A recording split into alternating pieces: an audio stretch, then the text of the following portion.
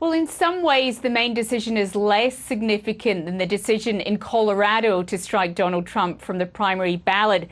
And that's in the way it was made. Maine's decision was made by an official, the Secretary of State, a Democrat, and it can still be appealed through that state's courts. In Colorado, where the decision was made last week that Trump shouldn't be on the ballot, that's already gone through all the courts there. But what the decision in Maine does, it really adds to that sense that different states are making different calls on this crucial issue of whether Donald Trump's alleged participation in an insurrection bars him through an amendment in the Constitution from taking part in an election to be president of this country. And since the Maine decision, we've had a California Secretary of State decide not to strike Donald Trump from the ballot there. We've also had a couple of other states dismiss legal challenges, so look through the same type of evidence that Colorado's courts did and come to a different decision. And that's all really adding to this pressure that this key matter really needs to be resolved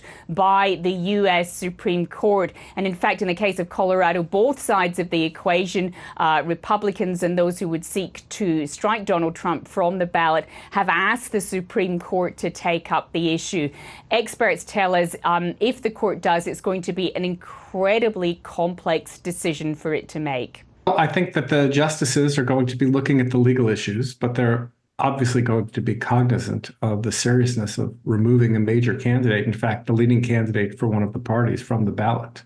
And so I think that that will weigh in, at least subconsciously, both on their decision of whether or not to take up the case on the merits now or punt it until later, as well as on the merits of the disqualification question as well. Well, we know that the court can move quickly.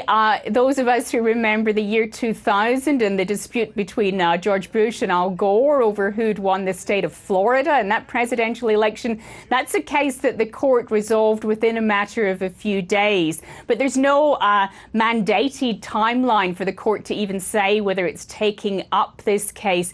The pressure, though, is really mounting because the elections, primaries and caucuses where each party decides who will be its presidential candidate, they begin in just over 2 weeks' time. The first of those is the Iowa caucus. And then by early March, you have what's known as Super Tuesday, when a whole bunch of states hold these elections. And after Super Tuesday, it's sometimes pretty clear who the candidate for each of the main parties will be. So a lot of pressure now on the court and for a quick decision. But we'll just have to see whether the court responds to that, and if they do, just how quickly they can decide whether Donald Trump is indeed eligible to run for the president in 2024.